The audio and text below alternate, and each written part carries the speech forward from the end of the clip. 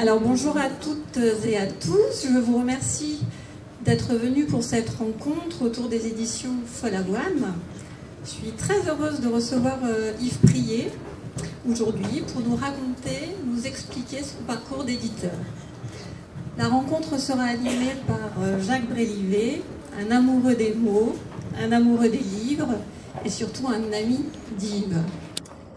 Je vous souhaite une très belle rencontre.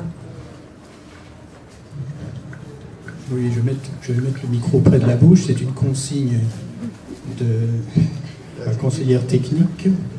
Sinon, on n'entend rien. Ce qui était arrivé, malheureusement pour vous, cher Albert, on s'est mal débrouillé techniquement. Donc, notre entretien, il y a quelques mois, n'avait pu être diffusé sur Internet. Parce qu'il faut savoir que ce qu'on va dire aujourd'hui, ça va être diffusé sur Internet, ce qui me donne encore plus le trac.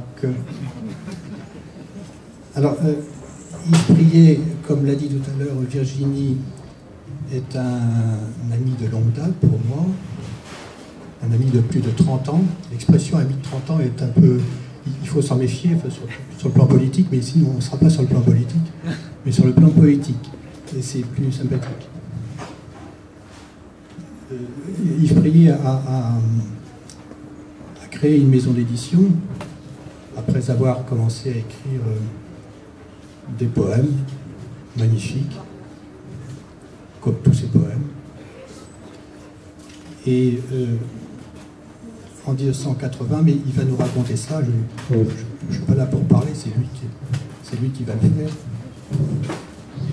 Il a créé donc cette maison d'édition dénommée Follavoine. Alors, première question à vous, à toi, pardon. Oui, parce qu'on va adopter le ton de la conversation amicale et non pas le ton à la François Bunel à la télé. Surtout pas. Surtout pas. Donc, en 1980, tu as décidé de créer une édition de poésie. Est-ce que tu peux nous raconter un petit peu les débuts de cette entreprise? Cette histoire, oui, on peut se poser un certain nombre d'années que l'idée me trottait dans la tête de créer une maison d'édition. Ça veut dire qu'à l'époque aussi, il y avait quand même un environnement qui n'est peut-être plus celui d'aujourd'hui, c'est-à-dire qu'il y avait beaucoup de créations de maisons d'édition indépendantes, de petites structures, que ces structures trouvaient une place en librairie qui n'est plus celle qu'on trouve aujourd'hui. Il y a des tas d'évolutions dans tous les sens. Donc, bon, ayant cette idée depuis longtemps, m'inspirant aussi de certaines expériences, et là, je pense évidemment à René Rougerie, qui est aussi mon éditeur, qui est éditeur, qui était... Son fils continue maintenant, mais une maison d'édition qui existe depuis plus de 60 ans, une maison d'édition essentiellement de poésie, quasi uniquement d'ailleurs, de poésie. Et puis la rencontre de gens comme quelqu'un comme Guy Lévis-Mano. Alors Guy Lévis-Mano, je ne sais pas s'il parle à beaucoup de gens maintenant, mais Guy Lévis-Mano était l'éditeur avant-guerre beaucoup des surréalistes et des grands auteurs de l'époque. On trouve à son catalogue des noms de Charles, le nom d'Éluard, le nom de Pierre-Jean Jouve. Et comme artiste, on va trouver Picasso, Man Ray, on va trouver Chagall, enfin, etc. Quoi. Et ayant rencontré Guy Lévis-Mano et connaissant un peu son travail, par son travail, l'ayant connu personnellement, ce sont des images, je vais dire, qui m'ont porté aussi dans ce parcours-là, dans cette idée-là. Donc j'ai créé la maison d'édition en ayant au départ comme perspective l'idée de la poésie contemporaine. Et donc trouver des auteurs, recherche d'auteurs nouveaux et puis tenter l'aventure aussi en fabriquant moi-même les livres, parce que je ne concevais pas d'éditer sans faire les livres. J'ai besoin de ce pendant du travail manuel, disons. C'est pour ça que j'ai aussi choisi de travailler à la typographie classique, au plomb, parce qu'au film, parce qu'à l'époque c'était le film offset, au film j'ai toujours préféré le plomb qui a un peu plus de poids. Voilà. Oui, d'ailleurs, quand on visite ton atelier, Yves, c'est très impressionnant. On a l'impression de revenir 50 ans ou plus en arrière et pénétrer dans ton laboratoire ou ton atelier, c'est retrouver des sensations qui n'existent plus maintenant, c'est-à-dire l'odeur de l'encre, l'odeur du papier, du beau papier, l'odeur du plomb. voir ces machines antédiluviennes qui continuent de fonctionner grâce à toi. Et le conducteur est antédiluvien aussi. Il est peut-être antédiluvien, mais en tout cas, il fait très bien fonctionner ces vieilles machines. Et donc, c'est sûr que maintenant, la plupart des ouvrages que tu édites sont édités sur la technique de l'offset, bien sûr. Mais tu continues donc à créer des beaux livres, des livres à tirage limité sur beau papier, de façon régulière, oui. et qui sont extrêmement, c'est extrêmement important pour arriver.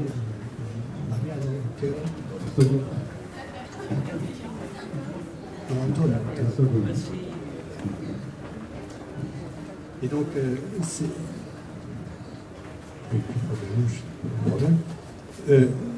donc, c'est extrêmement important pour toi, c'est extrêmement important pour nous, amoureux des mots, de voir que ce type d'ouvrage, grâce à toi et grâce à d'autres, bien sûr, continue d'exister. Est-ce que tu peux nous raconter aussi, est-ce que tu peux nous dire aussi quels sont les premiers écrivains que tu as édités, dont certains d'ailleurs sont toujours restés fidèles à ta maison d'édition. J'en aperçois un d'ailleurs au fond de cette assemblée, prénommé Jean-Claude. Mais il y a eu aussi d'autres, et Michel, bien sûr. Les deux fidèles sont côte à côte. L'un pour la prose, l'autre pour la poésie. Et donc, tu as édité des femmes et des hommes poètes qui sont toujours restés fidèles à ta maison. Notamment, je pense surtout pas surtout, mais aussi à Heather de Holleaux, dont Suzanne Allaire connaît très bien l'œuvre d'ailleurs. Et est-ce que tu peux nous dire un petit peu, nous parler d'elle en tout cas? Oui. En fait, à l'époque, on habitait Saint-Brieuc, et en avant, je dirais que j'ai appris la typographie avec un ami qui était artiste, en psy, un ancien ouvrier de chez Ouverture, donc il m'a appris les bases de la typographie. On avait édité une série de petites affichettes, on avait pris ça, les poèmes affiches, avec un dessin et un texte, et je cherchais un lieu à Saint-Brieuc pour les faire connaître, et tout le monde me disait, mais il faut aller voir Madame de Holleaux, qui tenait une petite bibliothèque. Et moi j'avais fait la confusion d'Holleaux qui était aussi un député de l'époque. Et en discutant avec elle, je me suis aperçu que ça n'avait rien à voir avec la famille d'Holleaux, le député, mais que son nom était de Holleaux. Et elle me dit, bien sûr, ça m'intéresse, elle était d'accord pour présenter ces images. Et elle me dit, mais vous savez, moi aussi, je cherche un éditeur. Parce qu'elle me dit, qu'est-ce que vous voulez faire? Je pense développer une maison d'édition. Elle me dit, je cherche un éditeur. Et de fil en aiguille, je me suis aperçu que c'était elle qui avait publié dans la Revue Solaire un texte que j'avais beaucoup aimé. Et donc là, je lui dis, si vous acceptez de tenter l'expérience avec un novice en édition, ça me ferait plaisir d'éditer votre recueil. Elle m'a dit, oui, il n'y a aucun problème. Et du coup, c'est une aventure qui a duré 30 ans, puisque j'ai publié la totalité de son œuvre. Alors, j'avoue que ça aussi, cette rencontre-là, pour moi, c'était important, parce que c'était aussi tout à fait le parcours que je voulais faire, c'est-à-dire m'intéresser à des auteurs et les suivre dans le temps. Plutôt que de chercher tel ou tel auteur, ou courir tel ou tel auteur plus connu, m'intéresser de découvrir un auteur, et puis vraiment, avec le temps, de constituer un catalogue et une œuvre, de présenter son œuvre. Donc c'est arrivé avec Heather de Holleaux, et c'est arrivé aussi avec Jean-Paul Lamery, qui était rennais, que j'ai connu en 82 ou 83, je ne sais plus, au travers d'un texte qui est très beau, qui s'appelle Brûlant seul, et qui a été publié là en Suisse, par une maison d'édition là de Ghana. Quand je suis arrivé pour lui en parler, parce que j'avais lu des extraits, il a dit, c'est dommage, je viens de signer avec la Dogana, mais j'ai autre chose, et on peut envisager de travailler ensemble. Et la même aventure qui m'est arrivée avec Jean-Paul, c'est-à-dire pendant une trentaine d'années, effectivement, avoir publié quasiment tous ses livres. Voilà. Dans les auteurs qui sont restés toujours dans ton giron, si j'ose dire, il y a également Michel Duguay, dont j'ai parlé tout à l'heure. Est-ce que tu pourrais nous parler de son œuvre, de Michel lui-même, qui est présent ici d'ailleurs, qui est tapis au fond là-bas, très timidement? Non, mais Michel, on s'est rencontrés effectivement à la même époque que j'ai rencontré Jean-Paul. Et c'est une œuvre, Michel Duguay, c'est une œuvre discrète. C'est une œuvre qu'il faut aller la chercher.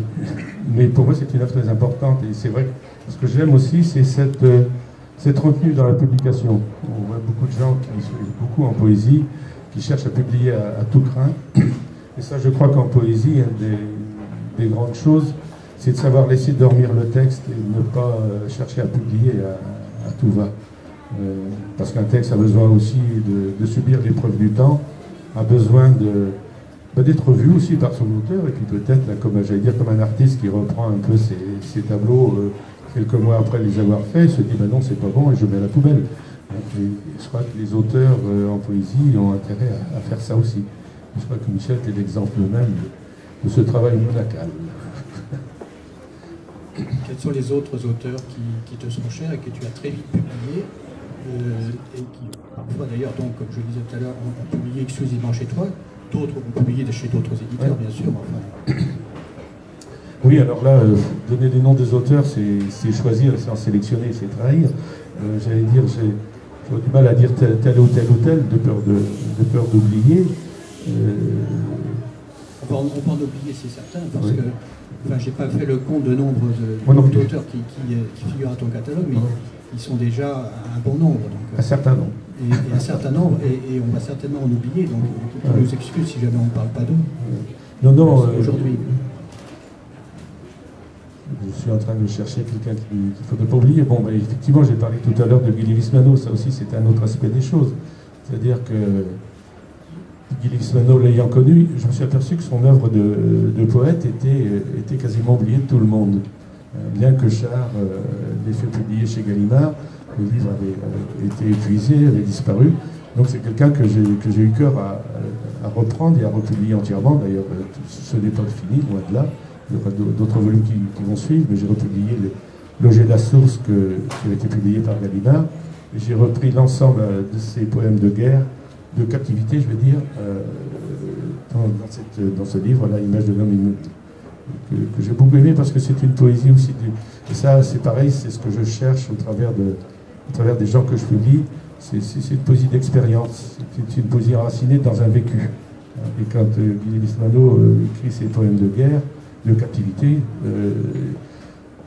on est toujours dans le quotidien. On n'est pas dans la théorie, on n'est pas dans l'idéologie, on n'est pas dans le passé, on est dans un quotidien qui se vit au jour le jour avec des mots effectivement très, très, très, très simples. D'auteurs que j'ai publiés, puisqu'il est là, je vais parler de Jean-Claude Lechevert. Ça aussi, c'est une des aventures de l'édition. J'allais dire, si on commence comme ça, chaque rencontre, finalement, est une aventure qui a son caractère propre. Je trouve qu'avec Jean-Claude, nous avons un passé commun très ancien, puisque ça va faire, je n'ose plus dire, 50 ans, 60 ans, je ne sais plus. Et on s'est retrouvé un jour, Jean-Claude m'a proposé de lire un texte, parce que dès qu'il m'a vu, il m'a dit, je vais te montrer un manuscrit. Je lui ai dit, je ne publie que de la poésie. Il m'avait dit, c'était un récit. Je dis oui. Je publie que de la poésie, et il dit oui, c'est pour ça que je peux t'en parler. Voilà, comme ça, tu seras libre. Et puis, ayant lu ce livre Lucienne, dont on fête la 30e année, cette année, j'étais emballé. Simplement, vu notre histoire du contexte, j'ai préféré envoyer le texte à quelqu'un que j'avais publié, Michel Beignet, en lui disant, je ne te dis rien sur ce manuscrit, tu me dis simplement ce que tu en penses. Et très rapidement, il m'a répondu, il faut publier. Ça a renforcé ma conviction, et je dirais que c'est le seul auteur de récits ou de romans que je publie. Donc on continue notre chemin comme ça maintenant depuis 30 ans aussi. Voilà. Alors Jean-Claude Lechevert, dont on fête sa Lucienne cette année. Oui, mais... Moi je dois dire que j'ai lu Lucienne, si j'ose dire, très tardivement. Et c'est toi, Yves, qui un jour m'a dit, mais tu devrais lire ce texte-là parce qu'il est magnifique. Je n'ai pas été déçu, j'ai trouvé magnifique, et effectivement... Virginie, à ma droite, l'a trouvé magnifique aussi, et ne cesse d'en parler à ses clients dans cette librairie. Mais Jean-Claude Lechevert, c'est déjà une échappée vers la prose, et et ton catalogue, qui a été un catalogue essentiellement poétique au début, s'est étendu vers la prose, à partir de Jean-Claude, à partir aussi d'autres personnes. Est-ce que tu peux nous en parler? Oui. Alors oui, donc partant sur un catalogue de poésie, je me suis rendu compte assez vite qu'il était difficile quand même d'avoir une certaine rentabilité. Et j'avais aussi d'autres centres d'intérêt qui étaient du domaine de la littérature en général. D'où cette ouverture à un moment donné, assez vite d'ailleurs, hein, puisque c'était en 83 je crois, vers la littérature générale, avec un texte qui m'avait été proposé, assez curieux, qui est d'ailleurs bien ignoré maintenant, un texte qui s'appelle Ubu intime. Donc c'est une pièce d'Alfred Jarry que Henri Bordillon, Bernard Ledoz et Patrick Beignet, dans leur travail de préparation de la Pléiade et d'édition des deux tomes de la Pléiade hors Ubu de Jarry, avaient découvert. C'était le dernier texte, dernier état que Jarry avait voulu donner à Ubu. Et il avait décrit cette pièce-là en disant c'est une pièce de marionnette en 27 scènes, etc. Et le manuscrit avait disparu. Il avait envoyé la lettre à son éditeur, l'Uguepo.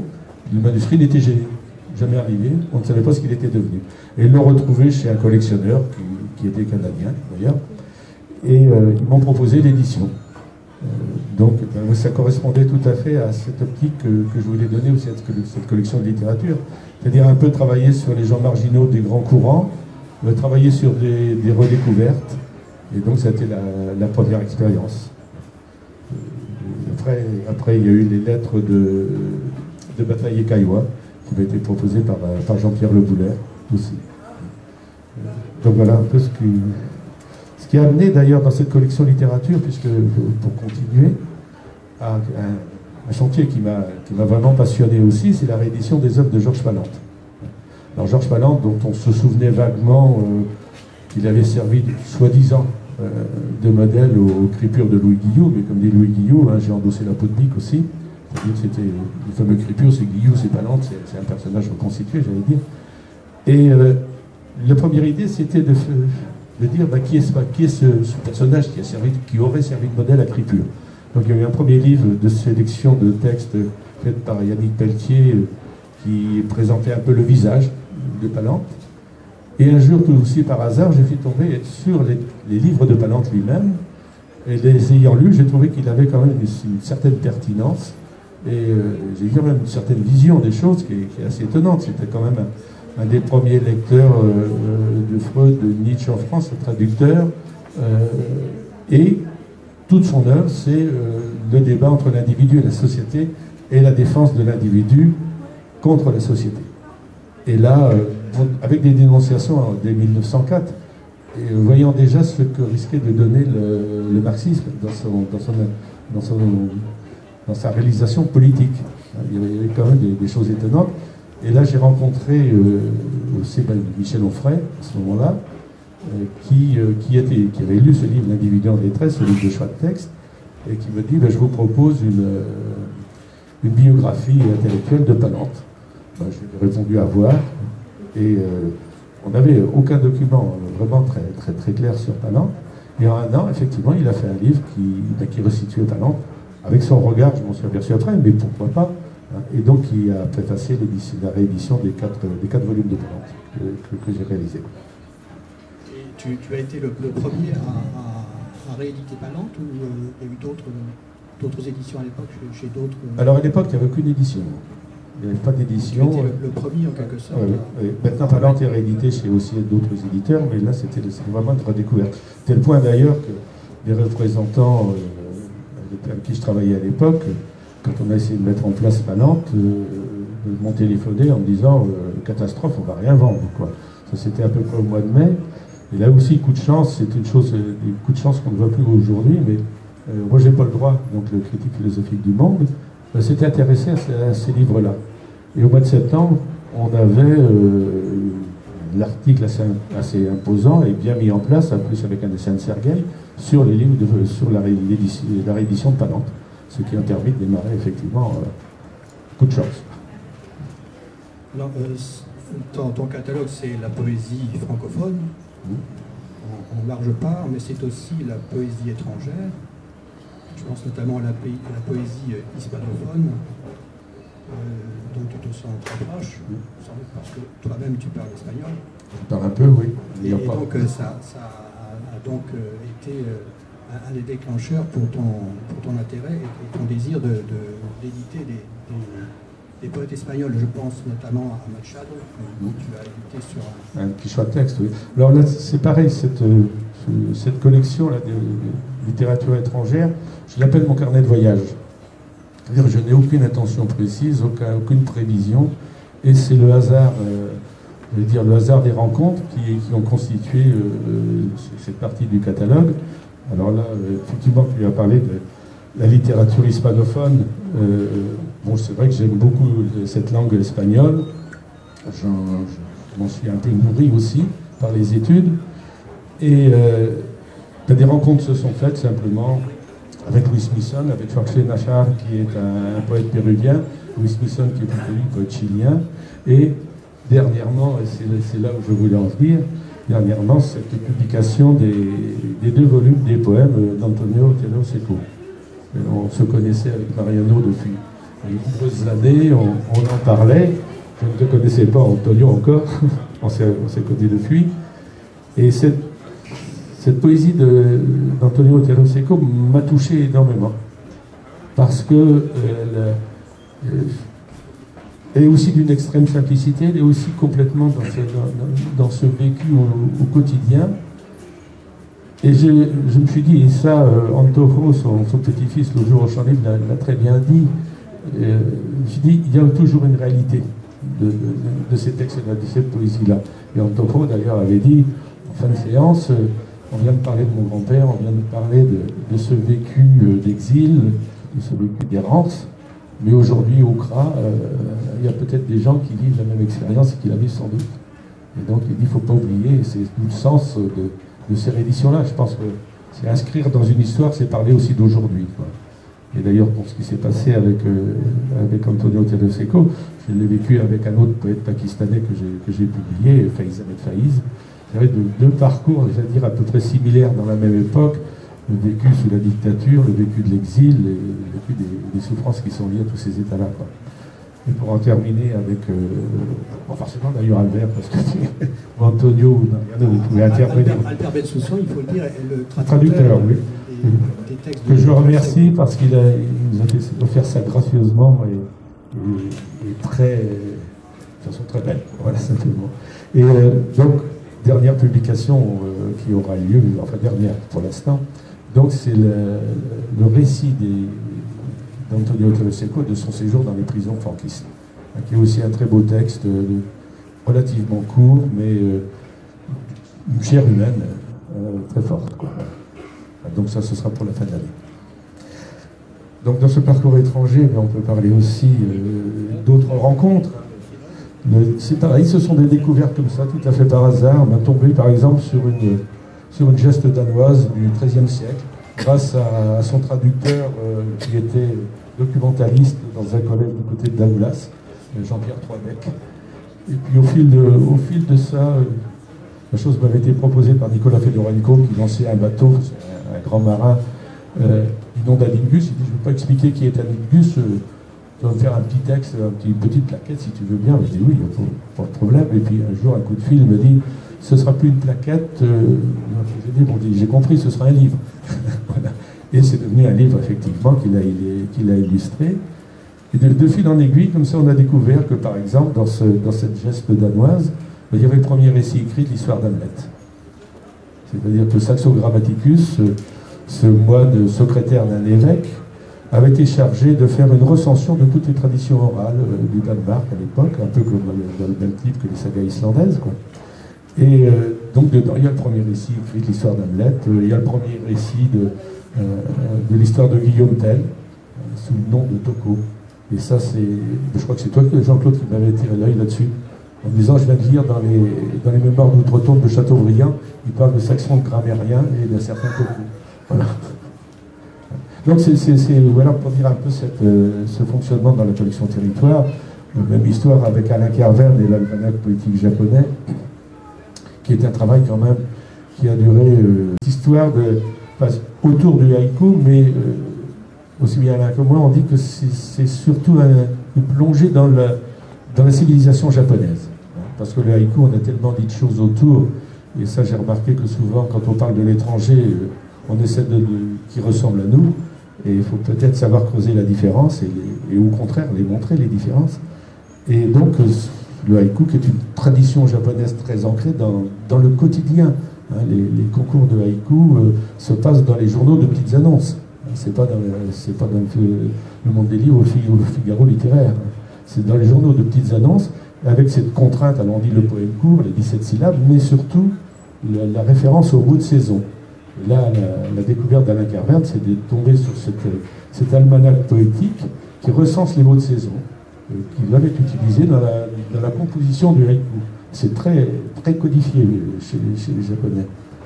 Et donc, il a entamé le parcours sur les 5 saisons, puisque le Nouvel An est une saison particulière au Japon.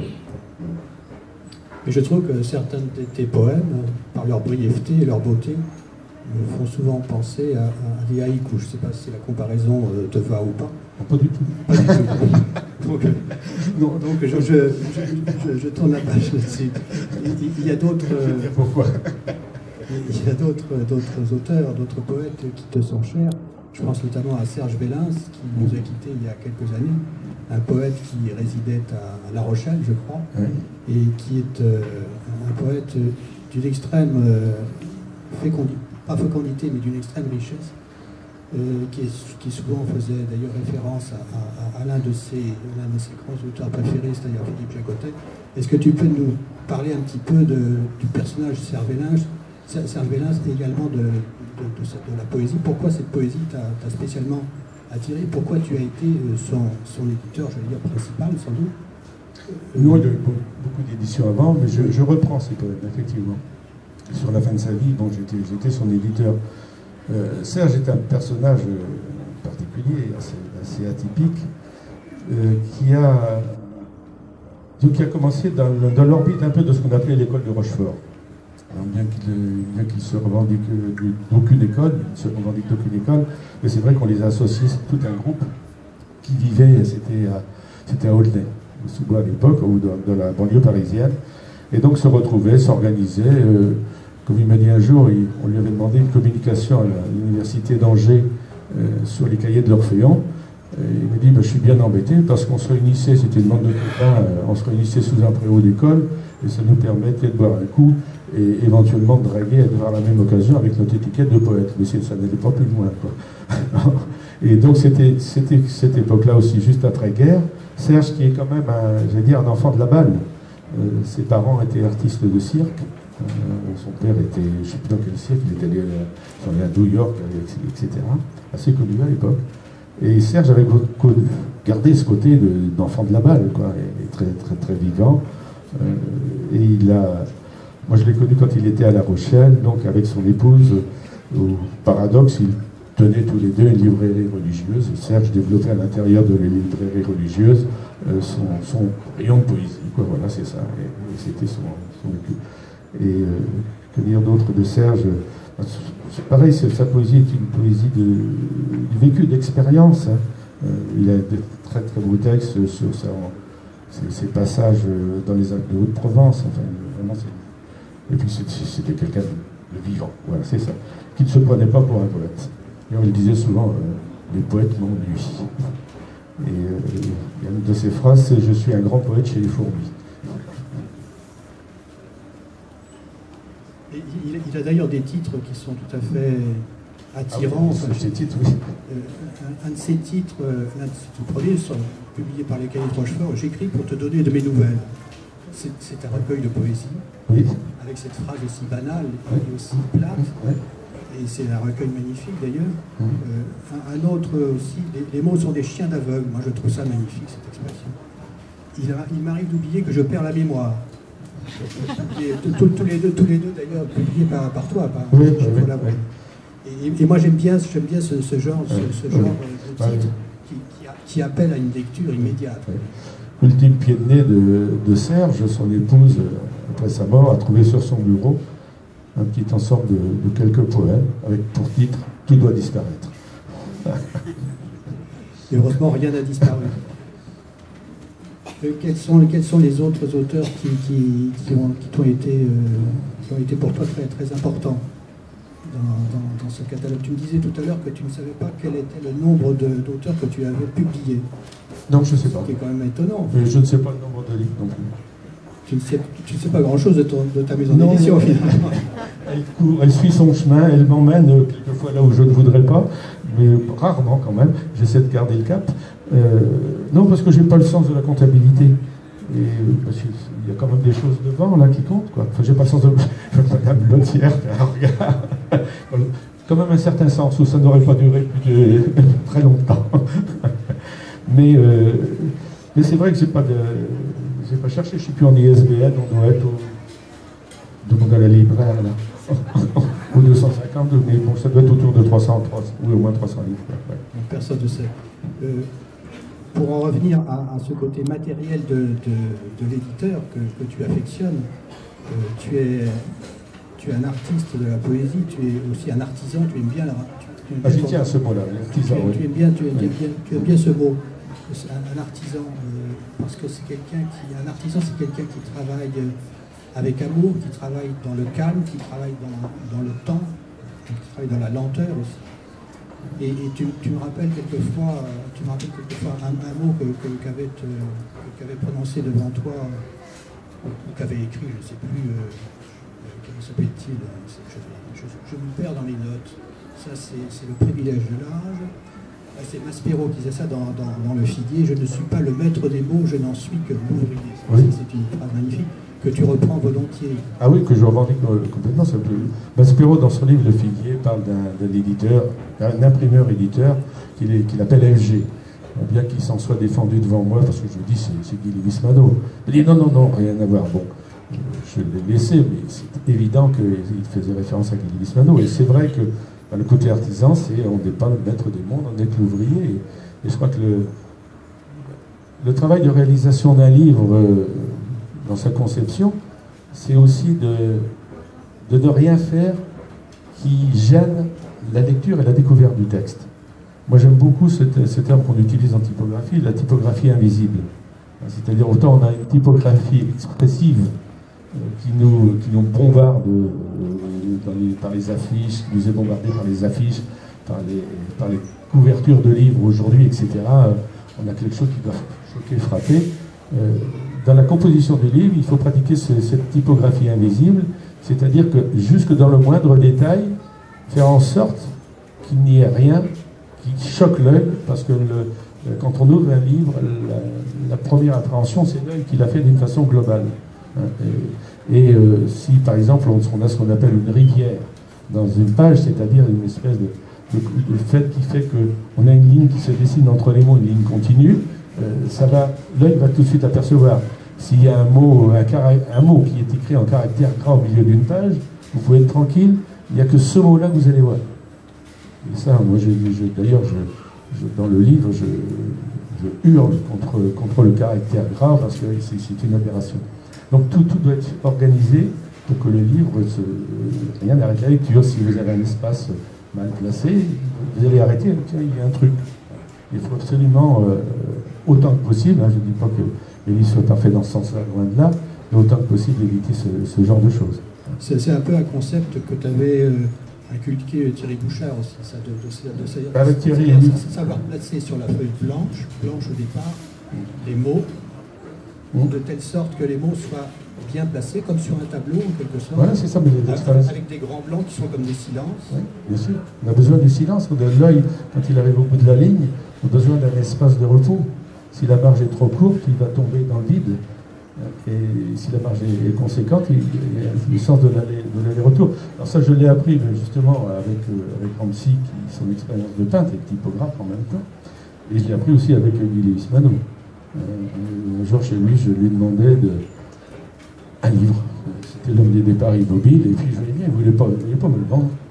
Puis au bout de 2 ou 3 fois, je ne sais plus, il m'a dit, mais pourquoi vous voulez ce livre-là? J'ai dit, écoutez, c'est l'expérience typographique, le jeu de caractères qui me plaît. Ah, il me dit, ah bon, c'est ça qui vous intéresse? Venez à l'atelier, je vais vous montrer ce que c'est qu'une 800 pages. Là, je me suis dit, il y a quand même quelque chose qui est gagné, là. Il m'emmène à l'atelier. Et il me montre sur le marbre, une page, un pavé, parfaitement composé, sans aucun espace ou trou, et des marges, de belles marges. Il dit c'est ça une mise en page. Il dit vous verrez, vous y viendrez. Et c'est ça qui compte, quoi. Et effectivement, une mise en page, c'est d'abord, ce qui fait la page, c'est le blanc. C'est pas le texte qui est dessus. C'est le blanc qui s'organise, comme un peintre qui va travailler sur sa feuille ou sa toile. Il va partir du blanc et le meubler petit à petit. Et moi, je dirais que c'est au-delà. Et d'ailleurs, la question de la technique d'impression importe peu, hein, parce qu'on dit souvent les techniques d'impression maintenant, etc. Le livre, le numérique, le livre, bon, tout ça, ce sont des faux débats. Le vrai débat, c'est comment on compose un livre, comment l'architecture, comment on crée une entrée, une sortie dans le livre. On se dit que c'est pas de garde, etc. Ça sert à rien. On va gagner du papier, etc. On n'en veut plus. C'est une erreur fondamentale. Un livre, ça s'approche, ça se feuillette, ça se sent, j'allais dire, physiquement même. Il y a un ami, dès qu'il achetait un livre, il mettait le nez dedans. Disons, j'ai besoin de le sentir d'abord. Bon, ça c'est poussé à l'extrême. Mais cet aspect physique du livre est essentiel. Et effectivement, je crains, et c'est l'avantage de la typographie au plomb, hein, et ça m'a été confirmé par des gens qui ont embauché des graphistes ou des metteurs en page, et ils disaient toujours, mais quelqu'un qui est passé par la typographie classique a un plus. Et ça, moi, je le crois vraiment. C'est un savoir-faire qu'il ne faut pas perdre. Et l'informatique le permet complètement, hein, la mise en page informatique, et au contraire, peut être très performante pour ça.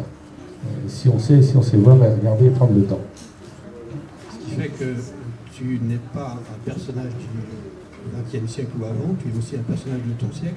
Tu utilises beaucoup l'offset, tu utilises aussi l'informatique, comme tu viens d'en parler. Et les outils informatiques, effectivement, peuvent te permettre de jouer comme ça du caractère imprimé sur la page. Oui, on travaillait avec des étudiants en école d'art. Je me suis aperçu, parce que je connaissais très peu l'informatique au début, la mise en page informatique, je me suis aperçu que la démarche est exactement la même. C'est-à-dire, il faut d'abord concevoir le livre, le penser, et puis l'éprouver, l'essayer. Avec Alomil Edisano, il disait ça. Il dit un livre, ça se pense, ça se fait pas dans la tête, ça se fait le composteur à la main. Il y a l'outil où on place les lettres. Et c'est vrai, il faut partir d'essais, il faut partir puis les regarder, puis dire c'est ça qu'il faut.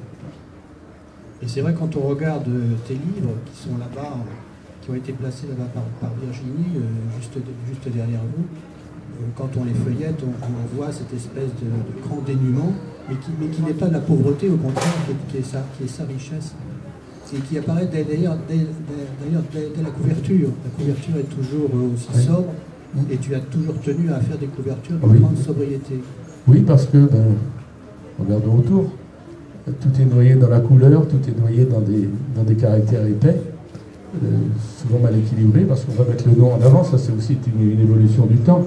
C'est-à-dire qu'avant, de façon classique, le titre apparaît plus fort que le nom de l'auteur, maintenant on va mettre le nom de l'auteur qui écrase complètement le titre.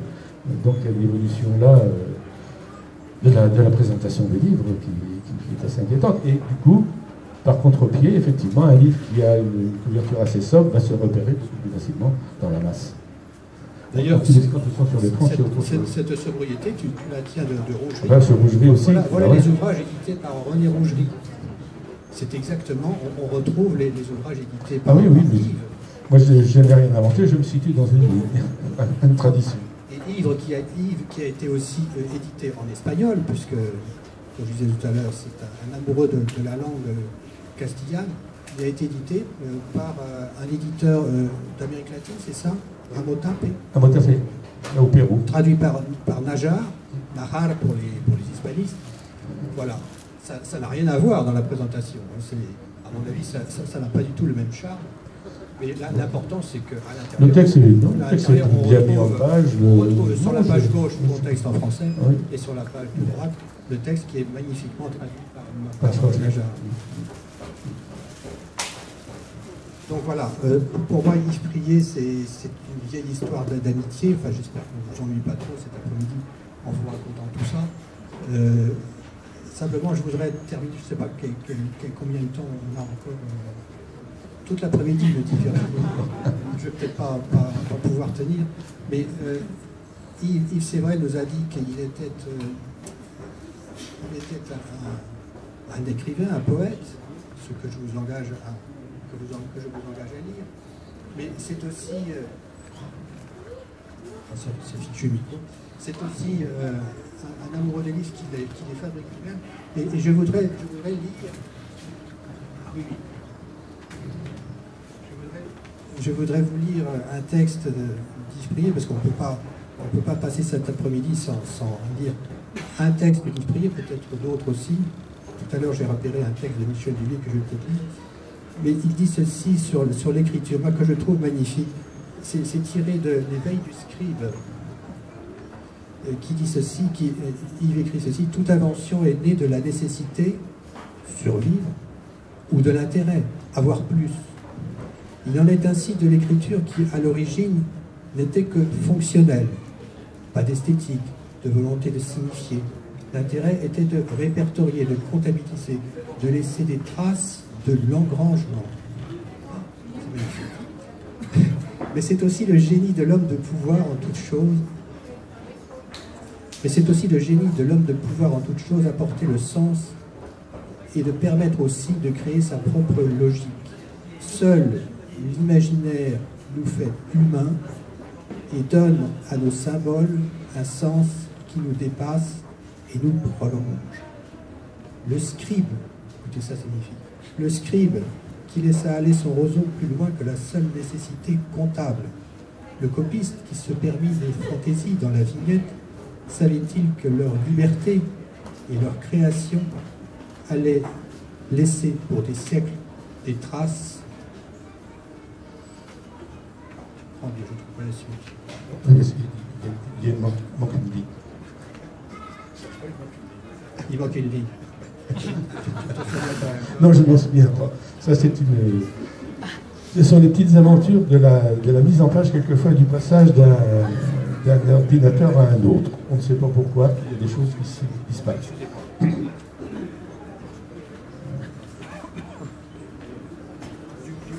Du coup, moi, ce que j'ai lu, c'est bizarre.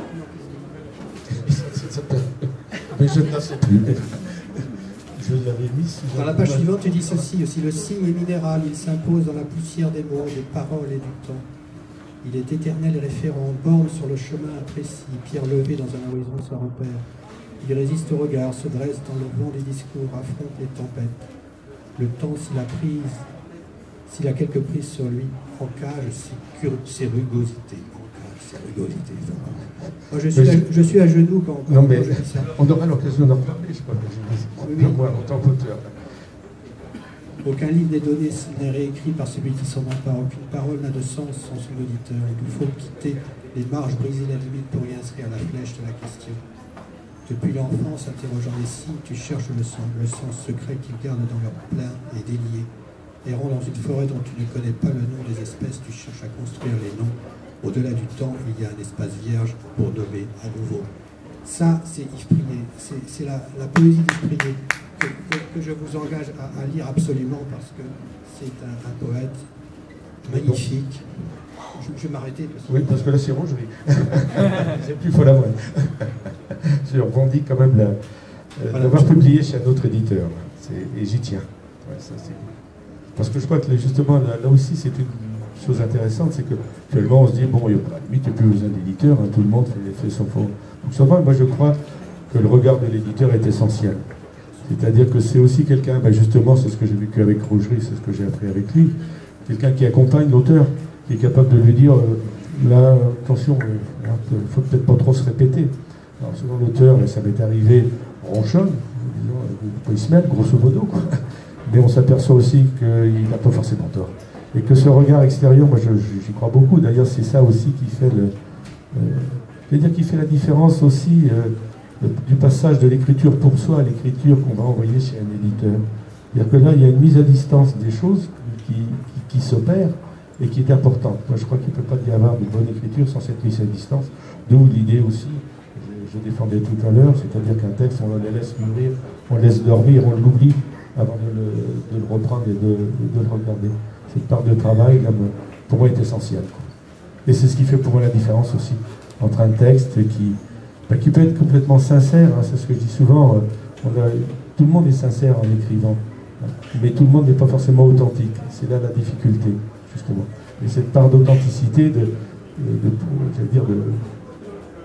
profondeur, le mot peut-être prétentieux, mais c'est quand même, vient de là. C'est-à-dire que on enlève les couches superficielles pour arriver au cœur. C'est ça qui compte.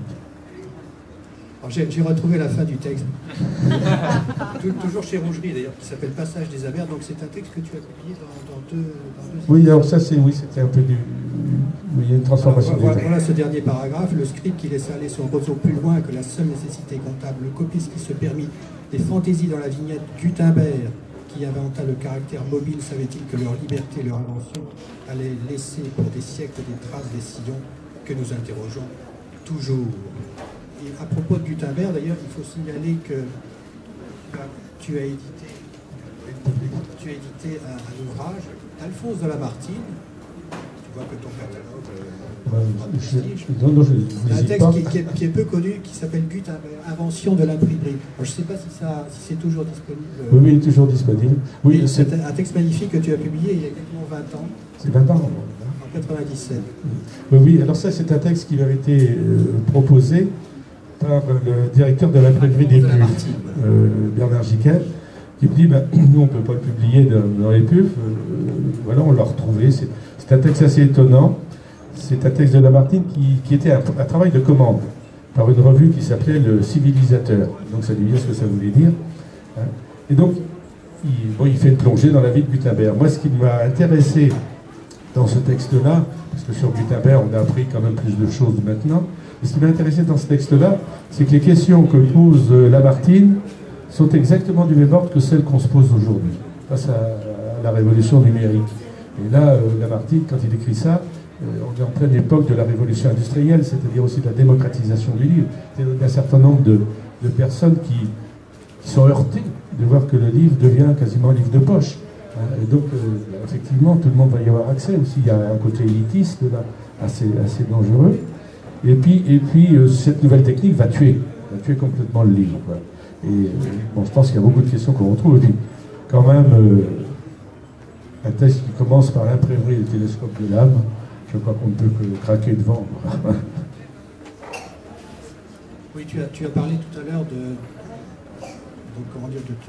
ce statut particulier qui est celui du petit éditeur face ou dans la jungle de l'édition en général. Est-ce que tu peux nous en reparler rapidement pour dire quels sont les avantages et inconvénients de ce statut en quelque sorte? Bon, de toute façon, la grande édition existe, elle existera toujours, tant mieux. Je crois que la particularité des maisons d'édition comme la mienne est de pouvoir à certains moments faire apparaître des noms, faire apparaître des écritures qui sont peut-être un peu oubliées ou qui ne sont pas assez mises en avant. Et je dirais que c'est ça, et dans une grande liberté. C'est-à-dire que là aussi, moi, ce que j'ai revendiqué, ce qui m'intéressait dans ce travail, c'est la liberté. Et bon, on dit quelquefois qu'on la paye cher, effectivement. Bon, il y a encore que je suis toujours là et bien vivant. Mais on n'a pas de contrainte, disons, de rentabilité. On a un minimum, bien sûr, pour durer, mais il n'y a pas de visée exponentielle de la maison d'édition. Si j'ai choisi de continuer, de rester à travailler tout seul, c'est aussi ça. C'est une aventure personnelle qui permet aussi d'aller explorer là où j'ai envie d'aller sur les bords des talus. Alors, je ne veux pas trop vous accabler de citations. Mais je voudrais aussi lire un tout petit texte, il est tout petit, mais il est magnifique aussi, de Michel Duguay. Alors c'est tiré d'un de ses ouvrages qui s'appelle Tous les fils des Noé. Je crois que c'est son dernier. C'est le dernier paru. Un pan de ciel s'est recouvert de bleu, un cumulus neigeux le traverse. Il laisse derrière lui une traîne de cirrus. J'observe ses curiosités, ils n'en sont pas bien sûr, mais pour peu que nous fassions attention à ces peintures continuellement remuées, mélangées, il nous paraît qu'il y a là quelque chose d'inattendu que l'habitude nous dissimule. Le ciel a véritablement une âme, celle amusante de l'écureuil dans son arbre. C'est un chant fredonné, mezza voce. Il peut s'avérer secourable et rendre notre humeur enjouée. ne gâchons pas notre plaisir. Dans la salle, s'il y en a, bien entendu, ne vous privez pas de les poser. On vous passera mon micro. Albert, pas de questions? Je n'ai pas de questions, je voudrais simplement dire que j'ai eu le privilège de visiter l'atelier d'un grand artisan de l'imprimerie, à BD, et j'avais été soufflé de voir toutes ces machines anciennes et modernes, les caractères de plomb, de toutes sortes de matières, et j'ai donc vu comment un livre se fabriquait. J'avais jamais vu ça, j'étais émerveillé. Oui, alors je ne voudrais pas quand même apparaître comme un conservateur de musée, ou un vieux dinosaure, mais je dois dire que l'avantage quand même aussi de ce travail au plomb a été que je travaille avec la même machine depuis plus de 30 ans, et qu'elle m'a coûté à l'époque 20 000 francs. Si j'avais utilisé des techniques très modernes, j'aurais été obligé de changer 3 ou 4 fois de machine au moins, et pour d'autres coûts. Ça aussi, le rapport économique a joué dans mon choix de manipuler le plomb. On est toujours, en fait, tu parlais tout à l'heure de la question des petits éditeurs, c'est vrai qu'on est toujours dans un espèce d'équilibre instable où il faut savoir oser et ne pas aller là aussi ou sur des terrains où on ne pourrait pas répondre. Il m'est arrivé quand même de publier des gens, pour ne pas le nommer Michel Onfray, puisque c'est moi qui ai publié son premier texte, mais il y a un moment où on sent que il y a deux chemins qui ne peuvent plus aller ensemble, c'est-à-dire qu'il avait une autre demande en tant qu'auteur, d'autres types de production, moi je ne pouvais pas suivre ça, donc on a fait un chemin ensemble, et puis voilà, et il est passé dans une grande maison d'édition, et il a suivi son parcours. À l'inverse, des auteurs ayant déjà publié sont venus me voir pour certains textes. Je pense à André Chédid, qui me dit ce que je fais chez vous, je ne peux pas le faire ailleurs, je ne le ferai pas chez Flammarion. Donc voilà. C'est aussi savoir trouver sa place. C'est vrai qu'avec André Chédid, c'était un livre avec un artiste, et il se demandait un travail tout simplement artisanal, pas très important, artisanal, simplement. Ce qui a été pratiqué d'ailleurs, j'allais dire, depuis longtemps. Quand on pense aux belles éditions de Simon de Villiers-Sinado avec les textes de Charles, avec les gravures de Miro, etc., c'est une tradition, ça aussi. Et je dirais que ça aussi, on en a peu parlé, c'est ce qu'on appelle le livre d'artiste. Moi, je préfère dire le livre avec artiste. C'est aussi donner une autre dimension au livre, c'est aussi ressourcer le livre dans une origine, dans un rapport de lenteur, dans un rapport... Ces livres-là, la plupart du temps, sont composés à la main. Et je dis que la composition à la main, plus ça va, plus j'ai envie d'y revenir, parce qu'on ne peut pas aller vite. Et puis on prend le temps de réfléchir au texte. Un texte, si on s'ennuie à composer à la main un texte, il y a un truc qui ne va pas. Et c'est d'ailleurs très marrant, j'avais fait l'expérience avec une comédienne qui me disait, mais c'est exactement la même chose pour le comédien. Si il découvre des retours, des redondances de choix dans les lettres, certains auteurs, quand on les compose, on voit que tout d'un coup, le castin, la petite case où il y a certaines lettres qui vont disparaître plus vite que d'autres. Et chez un autre auteur, ce seront d'autres lettres. Donc ça renvoie à des consommations. On rentre dans une espèce de déstructuration du texte comme ça, qui se fait pas forcément consciemment, et c'est une autre découverte. C'est passionnant. Puis là, justement, on procède par essai, on prend le temps dans un livre d'artiste.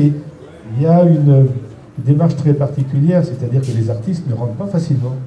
C'est-à-dire le livre d'artiste, c'est pas reproduire l'image d'un artiste dans un livre, c'est l'image, aussi bien que le texte, vont se conformer à la forme, à l'espace du livre, à l'espace donné du livre. C'est ce qu'on a vécu avec Nicolas Federico, avec cette édition du poème du Grand Inquisiteur, à tel point qu'on a choisi un moment, parce qu'on voulait justement ne pas couper le texte par des images, de mettre le texte et derrière les dessins. Parce que c'est une lecture par Nicolas Federico du poème du Grand Inquisiteur, traduite par son dessin, par sa gravure. Et le texte étant tellement essentiel que je parle du Grand Inquisiteur, parce que je dis toujours que s'il n'y avait eu qu'un seul livre à publier, c'était celui-ci. Je vous encourage à relire cet extrait de Karamazov. Et c'est vrai que les livres d'artistes, tu fais bien d'en parler, parce que j'allais oublier d'en parler, ce qui est impardonnable de ma part. Et les livres d'artistes, on les avait exposés lorsque je sévissais entre guillemets à la bibliothèque universitaire de Rennes 2. On les avait exposés pour cette grande exposition sur les 30 ans de Follavoine. Et on les avait mis dans les vitrines, on les avait mis également au mur. Et à la limite, quand on achète pour soi, pour sa bibliothèque, un livre d'artiste, eh bien, je crois que ça serait une erreur de les ranger dans sa bibliothèque. Et au contraire, il faudrait, je crois, les mettre sur une simèse et les mettre sur ses murs personnels, sur les murs de son appartement personnel. Parce que à la fois le texte et l'illustration en face, ou le texte dans l'illustration, c'est un tableau en soi. Et qu'on peut regarder comme un tableau, comme une huile, comme une aquarelle. Je crois que c'est ça aussi qui fait qu'un livre d'artiste est un objet vraiment très particulier et proprement esthétique. Oui, bah oui, c'est aussi... retrouver, c'est pareil, retrouver le sens du texte, retrouver le rapport entre le texte et l'image. C'est-à-dire qu'on ne va pas utiliser n'importe quel caractère en face de n'importe quelle image. Hein, c'est-à-dire si on a un dessin qui va être très léger, on ne va pas aller chercher des caractères un peu plus épais comme le Baudelaire qu'on a utilisé pour le Grand Inquisiteur. Alors que par rapport aux images de Fedorenko, c'est la graisse du dessin, la graisse du caractère qui doivent se répondre, qui doivent se correspondre. Hein. C'est un rapport entre les choses. Il faut trouver le bon équilibre. Et c'est à chaque fois une aventure, c'est-à-dire que là, on va chercher pendant un certain temps les bons rapports. Là, je suis en train de travailler avec Nicolas Fedorenko sur un texte de Paul Keinec avec certaines de ses gravures.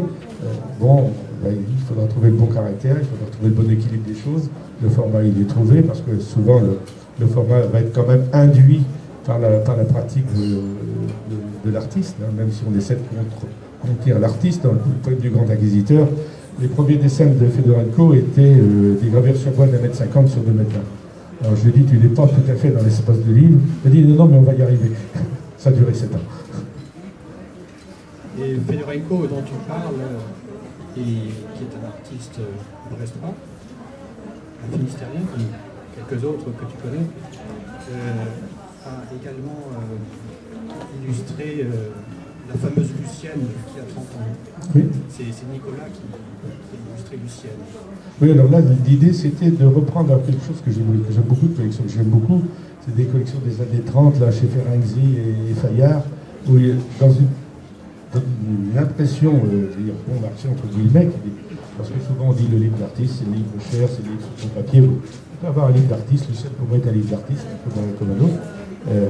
Reprendre cette tradition du bois gravé, de l'image mise dans le livre sur un tirage très courant, je jouais ça aussi, quoi, voilà. Et qui correspondait, je crois, assez bien au texte de Lucien. Alors tu vas parler aussi, là je fais un petit retour, mais bon, c'est une conversation, je vais dire, à bateau groupe, en entretien cet après-midi. Oui, je tiens mon micro très fermement. Tu as parlé de Georges Palande, qui était un philosophe que tu as publié, mais tu as aussi publié un autre philosophe des Côtes du Nord, des Côtes d'Armor, c'est Jules Lequier. Lequier, oui, le petit texte, La Fourche et la Quenouille. La Fourche et la Quenouille. Jules Lequier, c'est ce philosophe tout à fait étonnant, un grand scientifique, c'était un polytechnicien, oui.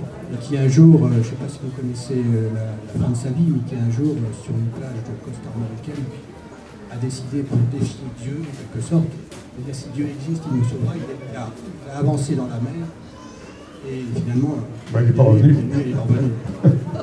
Mais c'était un homme qui a été important, parce qu'il a été l'un des inspirateurs de l'existentialisme. Et Sartre en a parlé régulièrement quand il parlait de l'existentialisme. Donc tu as aussi édité Jules Lequier avec ici, dans La Fourche et la Quenouille, un très joli petit livre illustré d'un dessin de Tanguy Doolo. C'est cette petite vignette qui est là et qui est une Tanguy Doolo, étant bien entendu mon éditeur, le fils de sa maman poète. Oui, mais Jules Lequier aussi, parce que cette tradition, à dire, qu'on rencontre à la baie de Saint-Brieuc, il y a les deux suicidés de la baie de Saint-Brieuc, chacun de son côté de la baie, hein, Palande d'un côté et Jules Lequier de l'autre, puisque Palande s'est tiré une balle dans la tête. Ça donne une perspective assez intéressante de la philosophie dans les Côtes d'Armor. François, tu t'en es bien sorti. Et donc, Ça ouvre aussi la porte sur Jean Grenier, sur Louis Guillou. C'est-à-dire Jean Grenier et Louis Guillou qui se sont quand même très, très inspirés, et de Balante et de Gilles Lequier, puisque Jean Grenier, entre autres, avait fait sa thèse sur Gilles Lequier. Jean Grenier qui est connu pour avoir été le professeur de philosophie de Camus aussi. Voilà. Donc voilà toute une filière. Je crois que c'est ça aussi qui m'intéressait de creuser, c'est par rapport à ma propre sensibilité. Ce sont des filières qu'on retrouve comme ça, des noms qui vont se suivre et qui, j'espère, ont une certaine cohérence entre eux. Parmi les philosophes ou les écrivains en général, tu as aussi édité Jean Grenier, et tu as publié son ouvrage qui s'appelle Sagesse de Lourmarin. Lourmarin est l'endroit, c'est un endroit magnifique en Provence où est enterré Albert Camus. Et donc, je ne sais pas si celui-là est encore disponible. Il est plus disponible parce que c'est un texte qui est en fait dans l'inspiration méditerranéenne. Parce que pour la petite aventure, j'avais retrouvé ce texte-là dans des revues, publié dans des revues, et avec l'autorisation et le conseil d'ailleurs de plusieurs personnes, dont son épouse, donc une personne qui avait connu Jean Grenier, son épouse était des spécialistes de l'œuvre, m'ont dit oui, tiens, c'est une bonne idée. Jusqu'à ce qu'une fois le livre publié, je m'aperçoive qu'il est repris dans d'autres livres, dans un recueil Inspiration méditerranéenne, sous une autre forme, avec des corrections, des agencements différents. Mais ça, c'est les risques, quand on se tourne vers des œuvres déjà éditées, il y a toujours un risque de faire une reprise qui n'aurait pas forcément lieu d'être. Mais bon, c'est plus avantageux. Ça ne m'a pas pour autant attiré d'ennui avec Gallimard, si ce n'est une lettre de Robert Gallimard disant « Cher monsieur et cher confrère ». Je me suis senti tout à fait honoré quand Robert Gallimard m'honore du titre de confrère. J'ai lu Les Eaux Noires, je sais qu'apparemment vous la connaissez. Et donc j'ai cherché sur le site internet des éditions Volavoine parce que moi aussi j'écris de la poésie et je voulais savoir comment, modalité d'envoi de manuscrits. Ouais. En ce qui me concerne, si vous allez sur le site, vous verrez que je ne prends plus de manuscrits. Voilà, je suis désolé, je vous réponds tout de suite. Mais alors, ça permet quand même d'aller sur autre chose. Développer un peu le problème qu'on rencontre en tant que petit éditeur par rapport aux envois de manuscrits de poésie en particulier.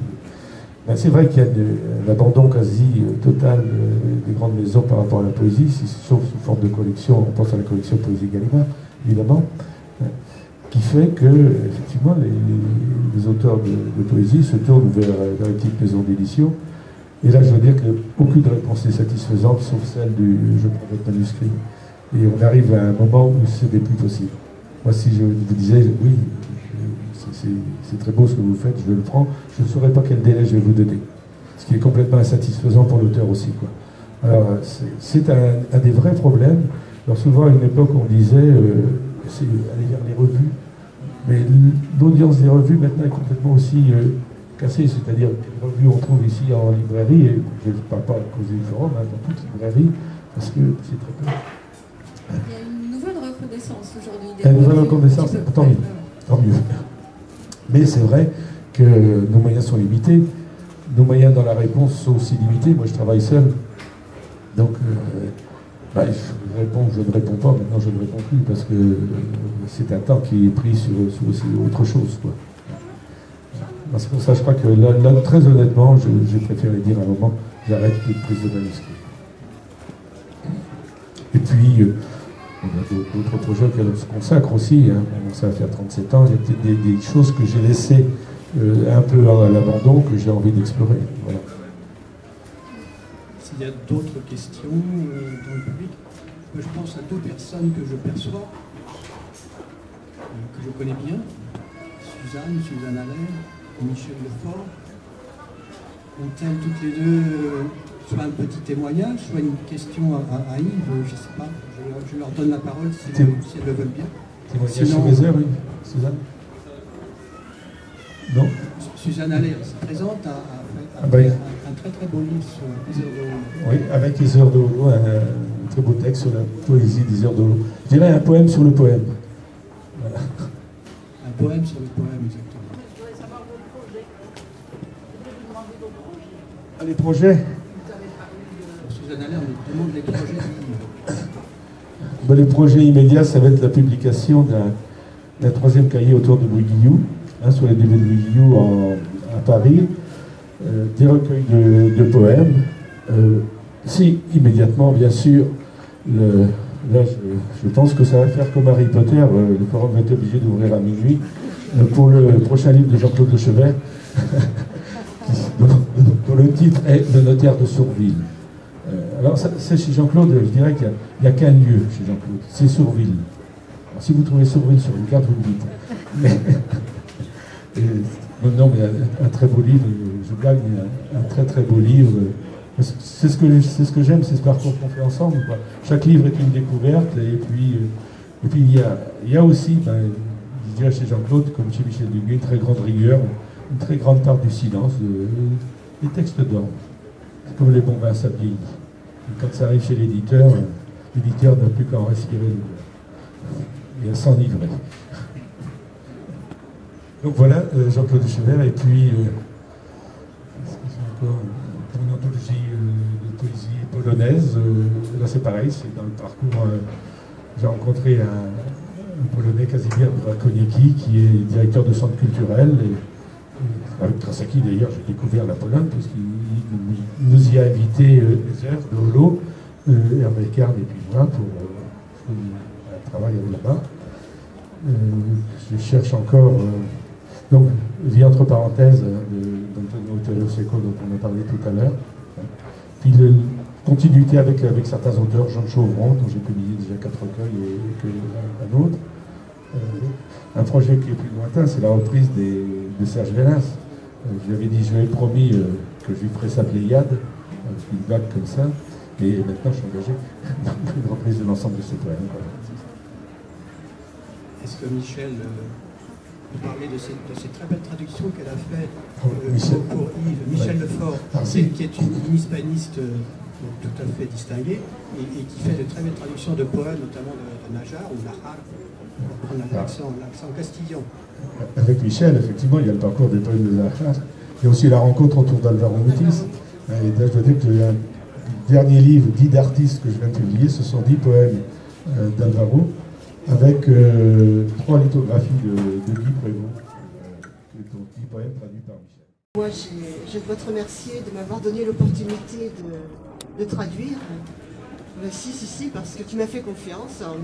Et je profite du fait que Albert Bensoussan soit là, parce que quand j'étais étudiante, n'est-ce pas, à la fac, à chaque fois que je revenais de chez moi, quand je commençais à faire des traductions, il me rendait mes copies en me disant « Bon, écoute, franchement, il va falloir que tu t'y mettes, hein, parce que je traduisais, j'avais avec le langage des Pérayeux, n'est-ce pas, du Maine-et-Loire. » Voilà. Alors, j'ai fait beaucoup de travail depuis. Et merci Yves de m'avoir donné l'opportunité, parce que j'aime beaucoup traduire la poésie, effectivement. C'est merveilleusement. Écoute, non, enfin bon, il me faut du temps, beaucoup de temps. Je dois digérer, étudier, voilà. Et puis, mais heureusement, tu n'es pas trop pressé non plus. Donc, ça me donne la possibilité de prendre mon temps. Et voilà. D'ailleurs, oui, puisque vous posiez la question des projets, Suzanne, il y a un nouveau livre de Georges Nachard qui va donc paraître aussi, qui s'appelle Esprit de tous.